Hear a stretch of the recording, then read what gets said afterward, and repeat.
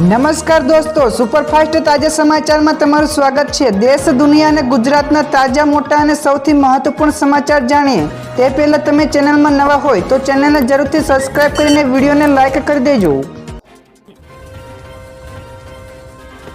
સૌથી પહેલા દોસ્તો આપણે વાત કરીએ તો વાવાઝોડા સાથે ભારે વરસાદની આગાહી છે। હવામાન નિષ્ણાત અંબાલાલ પટેલે ફરી એકવાર ભારે વરસાદની આગાહી કરી છે, જેમાં તેઓએ જણાવ્યું છે કે મધ્ય ગુજરાતના ભાગોમાં જેમાં વડોદરા, નડિયાદ, નર્મદા, આણંદ તેમજ ઘણા બધા જુદા જુદા ભાગોમાં હળવાથી ભારે વરસાદની ઝાપટા પડવાની શક્યતા રહેલી છે। તો ચીનમાં આવેલા પ્રચંડ વાવાઝોડાના કારણે બંગાળના ઉપસાગરનો એક પ્રવાહ જે વાવાઝોડા તરફ જતો હતો તે વાવાઝોડું થમી જતા તેના કારણે બંગાળના ઉપસાગરમાં આવતા બંગાળનો ઉપસાગર વધુ સક્રિય થશે। તો દોસ્તો બીજા સૌથી મોટા સમાચાર સામે આવ્યા છે। મોન્સૂન ટ્રફ લાઇન પસાર થતા વરસાદની આગાહી છે। તો ગુજરાતમાં મોન્સૂનની ટ્રફ લાઇન પસાર થતી હોવાથી ઘણા બધા શહેરોમાં વરસાદની આગાહી કરવામાં આવી છે, જેમાં આજે રાજ્યમાં ભારે વરસાદની આગાહી છે, જેમાં અરવલ્લી, સાબરકાંઠામાં ભારે વરસાદની આગાહી છે, તેમજ મહીસાગર, દાહોદમાં પણ અતિભારે વરસાદની આગાહી છે। તો આ સિવાય અમદાવાદ અને ગાંધીનગરમાં અને સૌરાષ્ટ્રમાં પણ હળવાથી મધ્યમ ઝાપટાની આગાહી કરાઈ છે। તો આ ઉપરાંત અરવલ્લી અને સાબરકાંઠામાં પણ યલો એલર્ટ આપી દેવામાં આવ્યું છે। ત્યાર પછી આગળ દોસ્તો વધુ એક સૌથી મોટા સમાચાર મળ્યા છે। બંગાળની ખાડીમાં ફરી એકવાર બની વાવાઝોડા જેવી સિસ્ટમ। જ્યાં દોસ્તો બંગાળની ખાડીમાં ફરી એકવાર વાવાઝોડા જેવી સિસ્ટમની રચના થઈ છે, જેમાં વરસાદનો મોટો રાઉન્ડ આવતી હવામાન વિભાગ દ્વારા આગાહી કરી છે, જેમાં સાયક્લોનિક સર્ક્યુલેશન અને મોન્સૂન ટ્રફના કારણે ભારે વરસાદ રહેશે। તો આ વચ્ચે એક મોટી આફત ગુજરાત તરફ આવી રહી છે। તો બંગાળની ખાડીમાં ફરી એકવાર વરસાદની સિસ્ટમ બનીને તે સિસ્ટમ કદાચ વેલમાર્ક લો પ્રેશરની કેટેગરી સુધી પહોંચે તેવી શક્યતાઓ પણ છે। બીજા સૌથી અગત્યના સમાચાર સામે આવ્યા છે। બોર્ડની પરીક્ષા માટે 4 ઓક્ટોબર સુધી રજીસ્ટ્રેશન થશે। જ્યાં દોસ્તો સીબીએસઈની ધોરણ 10 અને ધોરણ 12ની વાર્ષિક પરીક્ષા 15 ફેબ્રુઆરીથી લેવામાં આવનાર છે। તો આ પરીક્ષા માટેની રજીસ્ટ્રેશનની પ્રક્રિયા શરૂ કરી દેવામાં આવી છે, જેથી સ્કૂલોએ 4 ઓક્ટોબર સુધીમાં પરીક્ષા આપવા માંગતા તમામ વિદ્યાર્થીઓનું રજીસ્ટ્રેશન પૂર્ણ કરવાનું રહેશે। તો જેમાં 15 ઓક્ટોબર સુધી લેટ ફી સાથેની રજીસ્ટ્રેશન કરવાની વ્યવસ્થા પણ કરાઈ છે। ત્યારે 15 ફેબ્રુઆરીથી બોર્ડની થિયરી પરીક્ષાઓ શરૂ કરવામાં આવશે। ત્યારબાદ દોસ્તો બીજા સૌથી મહત્વપૂર્ણ સમાચાર સામે આવ્યા છે। પશુપાલકોને લઈને ગુજરાત સરકારે એક મહત્વપૂર્ણ નિર્ણય લીધો છે। તો ગુજરાત સરકારના આ નિર્ણય અનુસાર પશુઓમાં ઇન વિટ્રો ફર્ટિલાઇઝેશન ટેકનિકને પ્રોત્સાહન આપવા માટે રાજ્ય સરકાર તરફથી ₹5000ની સહાય આપવામાં આવશે। તો જાહેરાત અનુસાર બનાસકાંઠા, સાબરકાંઠા, મહેસાણા અને આણંદ જિલ્લાના પશુપાલકોને પ્રાયોગિક ધોરણે આ સહાયનો લાભ મળશે।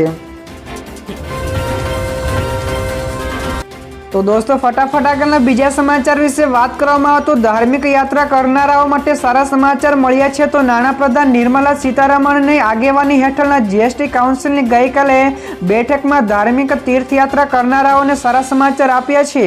તો બેઠક દરમિયાન નિર્ણય લેવામાં આવ્યો હતો કે હવે ધાર્મિક યાત્રાઓ પર જનારાઓ અને હેલિકોપ્ટરની સેવાનો લાભ લેવા ઉપર 18% બદલે માત્ર 5% જીએસટી ચૂકવવો પડશે। તો ઉત્તરાખંડના નાણામંત્રી પ્રેમચંદ્ર અગ્રવાલે પણ એએનઆઈને માહિતી આપી છે। ત્યારબાદના દોસ્તો બીજા સૌથી મહત્વપૂર્ણ સમાચાર ગોંડલનો ગતિશીલ વિકાસ। તો મુખ્યમંત્રીની મોટી જાહેરાત। જ્યાં દોસ્તો ગોંડલનો ગતિશીલ વિકાસને લઈને મુખ્યમંત્રી ભૂપેન્દ્ર પટેલે મોટી જાહેરાત કરવામાં આવી છે। તો ગોંડલમાં 2 નવા 4 લાઇન બ્રિજ બનાવવા માટે મુખ્યમંત્રી ભૂપેન્દ્ર પટેલે 56.84 કરોડ રૂપિયાની સૈદ્ધાંતિક મંજૂરી આપી છે। તો ગોંડલની નદી ઉપર રાજાશાહી સમયના 100 વર્ષથી વધુ જૂના 2 બ્રિજના રિનોવેશન માટે પણ ₹22.8 કરોડ ફાળવવામાં આવ્યા છે। તો આ ઉપરાંત 100 વર્ષ જૂના 2 બ્રિજ ઉપર હળવા વાહનો ચાલુ રહેશે તેવા નિર્ણય પણ કરવામાં આવ્યો છે।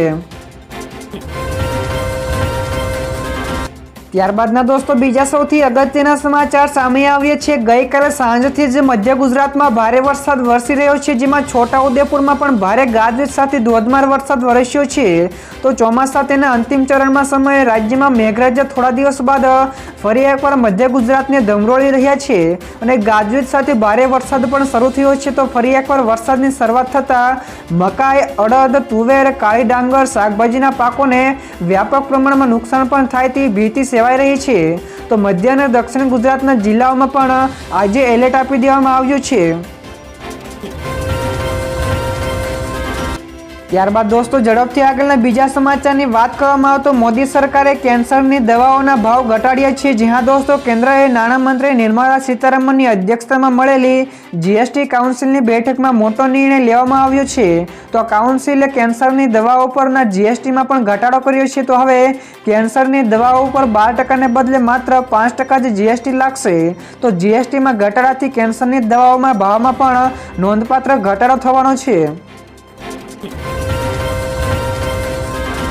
ત્યાર પછી દોસ્તો બીજા સૌથી મોટા સમાચાર સામે આવ્યા છે. મંકીપોક્સના કેસ વચ્ચે કેન્દ્ર સરકારે પ્રદેશોને એડવાઇઝરી જારી કરી છે. જ્યાં દોસ્તો મંકીપોક્સના વધતા જતા કેસોને ભારતમાં તેનો પ્રથમ શંકાસ્પદ પ્રકાશમાં આવ્યા બાદ કેન્દ્રીય સ્વાસ્થ્ય મંત્રાલયે એડવાઇઝરી જારી કરી છે. તો આરોગ્ય મંત્રાલયે તમામ રાજ્યો અને કેન્દ્રશાસિત પ્રદેશોને એક એડવાઇઝરી જારી કરી છે અને તેમને તમામ શંકાસ્પદ દર્દીઓની સ્કેનિંગ અને કોન્ટેક્ટ ટ્રેસિંગ કરવાની પણ સલાહ આપી છે.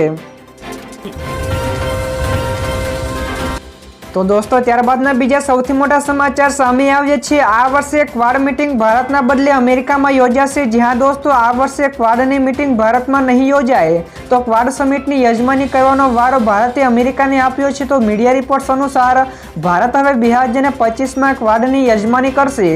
તો અમેરિકામાં 21 સપ્ટેમ્બરે જો બાઇડનના હોમ સ્ટેટ ડેલાવિયરમાં ક્વાડ સમિટી યોજાઈ શકે છે. તો તેમાં વડાપ્રધાન નરેન્દ્ર મોદી, ઓસ્ટ્રેલિયાના પીએમ એન્થની અને જાપાનના વડાપ્રધાન કિમિયો કિશિદા પણ સામેલ થશે. તો દોસ્તો ત્યારબાદના બીજા સૌથી મહત્વપૂર્ણ સમાચાર સામે આવ્યા છે. જીએસટી કાઉન્સિલની ગઈકાલે 54મી બેઠક યોજાઈ હતી. જેમાં વીમા પ્રીમિયમ ઉપર GST, online gaming condition report અને અન્ય ઘણા બધા મુદ્દાઓ પર ચર્ચાઓ કરવામાં આવી હતી. તો દોસ્તો મળતી માહિતી અનુસાર કેન્દ્ર અને રાજ્ય સરકારના કર અધિકારીઓની બનેલી ફિટમેન્ટ કમિટી લાઈફ, હેલ્થ અને રીઇન્સ્યોરન્સ પ્રીમિયમ ઉપર લગાવવામાં આવેલો જીએસટી અને આવક સંબંધિત અહેવાલો પણ રજૂ કરાયા હતા.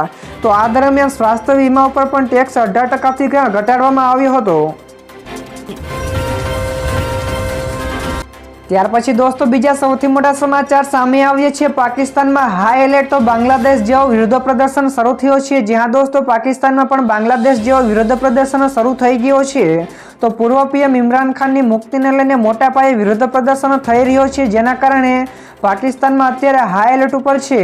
તો પીટીઆઈનો દાવો છે કે સેનાએ ઇસ્લામાબાદમાં પ્રદર્શનકારીઓ ઉપર ભારે ગોળીબારી પણ કર્યો છે. તો કેટલાક પાકિસ્તાનીઓ પણ માર્યા ગયા છે. તો પાકિસ્તાનમાં બિન સત્તાવાર માર્શલ લો પણ છે, પરંતુ પ્રદર્શનકારીઓ આ વખતે લડી લેવાના મૂડમાં પણ છે. ત્યાર પછી દોસ્તો બીજા સૌથી મહત્વપૂર્ણ સમાચાર સામે આવ્યા છે. વંદે ભારત ટ્રેન અમદાવાદથી કચ્છનું અંતર માત્ર 5 કલાકમાં કાપશે. જ્યાં દોસ્તો ભારતીય રેલવે તેના મુસાફરોની સુવિધા માટે ટ્રેનોને સતત અપડેટ કરી રહી છે. તો વંદે ભારત એક્સપ્રેસ ટ્રેન બાદ હવે ટૂંકા અંતરે આવેલા 2 શહેરો વચ્ચે વંદે મેટ્રો ટ્રેન દોડાવવાની યોજના બનાવી રહી છે. તો જે અંતર્ગત ગુજરાતના અમદાવાદ અને કચ્છનું ભુજ વચ્ચેની પ્રથમ વંદે મેટ્રો ટ્રેનોનું ટ્રાયલ સફળતાપૂર્વક પૂર્ણ થયું છે. તો તેથી ટૂંક સમયમાં જ ગુજરાતના કેટલાક લાંબા રૂટ ઉપર વંદે મેટ્રો શરૂ થાય તેવી શક્યતાઓ પણ છે. ત્યાર પછીના દોસ્તો આગળના બીજા સમાચાર શેર માર્કેટ વિશે પણ મળ્યા છે. તો ગઈકાલે શેર બજારમાં તેજી સાથે બંધ થયું હતું. જ્યાં દોસ્તો શેર બજાર ગઈકાલે તેજી સાથે બંધ થયું હતું. જ્યારે સેન્સેક્સમાં 375 પોઈન્ટના વધારા સાથે 81,559ના સ્તરે બંધ થયો હતો. જ્યારે નિફ્ટી પણ 84 પોઈન્ટના વધારા સાથે 24,936ના સ્તરે બંધ થયો હતો. તો દોસ્તો ત્યાર પછી આ સિવાયના બીજા સમાચારની આગળ વાત કરવામાં આવે તો ગેરકાયદેસર મિલકતો ઉપર દાદાનું બુલડોઝર ફર્યું છે. જ્યાં દોસ્તો સુરતના સૈયદપુરામાં ગણેશની પ્રતિમાઓ પર પથ્થરમારો કરવાની ઘટનાને લઈને રાજ્ય સરકાર એક્શન મોડમાં છે. તો સૈયદપુરાની ગેરકાયદેસર મિલકતો ઉપર બુલડોઝર ફેરવી દેવામાં આવ્યું છે. તો દોસ્તો ઉલ્લેખનીય છે કે સૈયદપુરા પોલીસ ચોકીની આજુબાજુ જે દબાણ કરેલી મિલકતો છે તેને તાત્કાલિક અસરથી દૂર કરવા માટેની કાર્યવાહી કરવામાં આવી છે. જ્યારે સ્થાનિક લોકોમાં ફફડાટ ફેલાયો છે. તો સુરત મહાનગરપાલિકાની ટીમ બુલડોઝર લઈને પહોંચી હતી અને દબાણ દૂર કરવામાં આવ્યું છે. તો દોસ્તો બીજા સૌથી મહત્વપૂર્ણ સમાચાર, ક્રૂડ ઓઇલના ભાવમાં થયો નોંધપાત્ર ઘટાડો. તો આગામી સમયમાં પેટ્રોલ અને ડીઝલના ભાવ ઘટી શકે છે. આંતરરાષ્ટ્રીય બજારમાં ક્રૂડ ઓઇલની કિંમત પ્રતિ બેરલ $70 નીચે આવીને $69.68 પ્રતિ બેરલ ઉપર ટ્રેડ થઈ રહી છે. તો ડિસેમ્બર 2023 પછી છેલ્લા 9 મહિનામાં ક્રૂડ ઓઇલના ભાવમાં આ સૌથી નીચું સ્તર છે. જો કાચા તેલની કિંમતોમાં આ ઘટાડો લાંબા સમય સુધી હજુ પણ ચાલુ રહેશે તો સરકાર પેટ્રોલ અને ડીઝલના ભાવમાં ઘટાડો કરી શકે છે. તો પેટ્રોલ અને ડીઝલના ભાવમાં ઘટાડો મોંઘવારીનો સામનો કરવામાં મદદ પણ કરી શકે છે. ત્યારબાદ દોસ્તો બીજા સૌથી અગત્યના સમાચાર, રાજ્યના 78 લાખથી વધારે લાભાર્થીઓએ રેશન કાર્ડનું ઈ-કેવાયસી પૂર્ણ. જી હા દોસ્તો, રાજ્યના તમામ રેશન કાર્ડ ધારકોનું 100% ઈ-કેવાયસી કરાવવા ઝુંબેશ હાથ ધરાઈ છે. તો અત્યાર સુધીમાં કુલ 78 લાખથી વધારે લાભાર્થીઓએ ઈ-કેવાયસીની પ્રક્રિયા પૂર્ણ થઈ ચૂકી છે.